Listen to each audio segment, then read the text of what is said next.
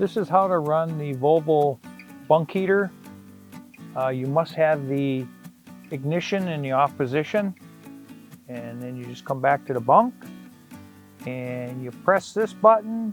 You keep pressing it, this menu button, until you see heat pop in here.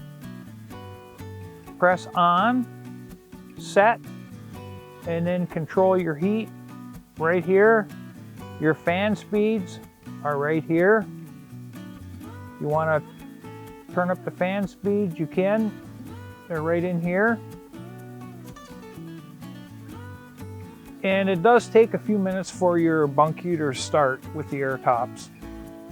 Also on the Volvos, you'll see this screen up in here. You can actually watch your voltage to see how much voltage you're using. And right now with this particular tractor, you're sitting at 12.1, which if you're below 12.2, you should really start the truck up and charge up the truck.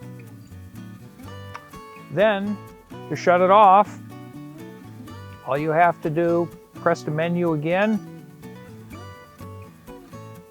and you'll see heat on.